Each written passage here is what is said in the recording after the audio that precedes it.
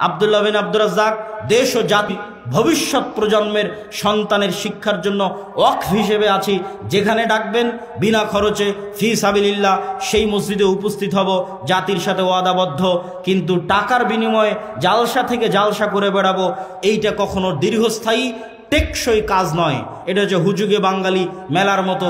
আগের যুগে যাত্রা হতো, এই যুগে মেলা, তার আগের যুগে মেলা হতো, আর এখন হয়তো আমরা তার আলট্রা ভার্সন, ইসলামিক ভার্সন তৈরি করেছি, জালসা সম্মেলন।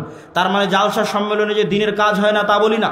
জালসা সম্মেলনে দুইটা দিক নির্দেশনা দেওয়া যায়, জালসা সম্মেলনে দুইটা ইমান জাগানো কথা বলা যায়, কিন্তু জালসা সম্মেলনে শিখানো যায় না।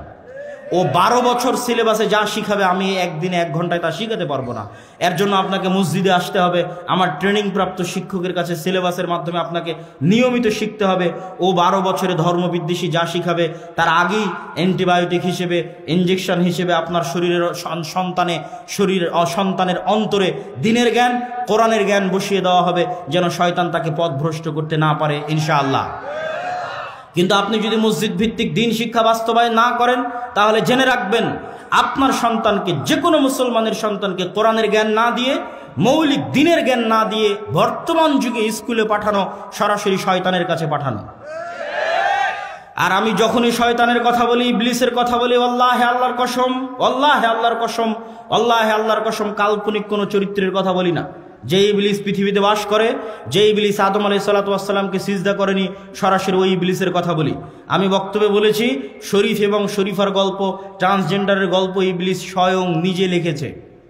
তো আমি যখন বলেছি ইবলিস নিজে লিখেছে, আল্লাহর কসম আমি এটা কাল্পনিক চরিত্র হিসেবে ব্যবহার করিনি।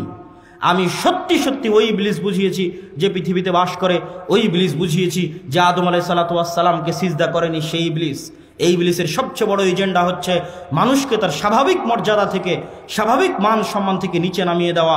তাহলে মানুষ যখন এই ধরনের জঘন্য নিকৃষ্ট পশু বৃত্তিতে লিপ্ত হয়ে যাবে, তখন ইবলিস খুশি হবে, ইবলিস শান্তি পাবে, ইবলিস আরাম পাবে। এই জন্য সারা পৃথিবীতে ইবলিস তার এই এজেন্ডা নিয়ে কাজ করতেছে। অতএব আপনি আপনার সন্তানকে দিন না শিখে স্কুলে পাঠালেন মানে ইবলিসের কাছে পাঠালেন। আর সেই দিন আরো ভয়াবহ হবে।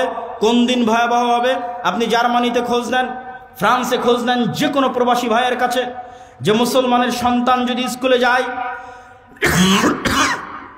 আর স্কুলে যদি তাকে সমকামিতা শেখানো হয়, আর বাবা যদি এই সমকামিতার প্রোটেস্ট করে, যেটা আমাদের দিনে হারাম, বা বাবা যদি সন্তানকে শাসন করার চেষ্টা করে, আর ওই সন্তান যদি স্কুলে গিয়ে শিক্ষককে বলে যে আমার স্কুলে যেটা শেখানো হচ্ছে বাবা তার বিরোধিতা করতেছে এবং আমাকে এটা করতে দিচ্ছে না বা মানতে দিচ্ছে না, সাথে সাথে গভর্নমেন্টের পক্ষ থেকে পুলিশের মাধ্যমে সন্তানকে বাপ মা থেকে আলাদা করে দেওয়া হবে, সন্তানকে সেফ হোমে রাখা হবে। মাসে একদিন, বছরে একদিন সন্তানকে আপনি দেখতে পাবেন, সন্তানকে আপনি শিক্ষা দিতে পারবেন না। সন্তান জন্ম দিয়েছেন আপনি, সন্তানের পিছনে খরচ করছেন আপনি, খাওয়াচ্ছেন আপনি, কিন্তু সন্তানকে শিক্ষা দিবে, মানুষ করবে স্বয়ং ইবলিস নিজে। সেই ভয়াবহ দিন এখনো আসেনি। ওই ভয়াবহ দিন আসার আগে এখনো যতদিন আপনাদের মসজিদগুলো আছে, এই মসজিদগুলোতে দিন শিক্ষার ব্যবস্থাকে শক্তিশালী করেন। মসজিদের চাইতে শক্তিশালী হতে হবে দিন শিক্ষার ব্যবস্থা।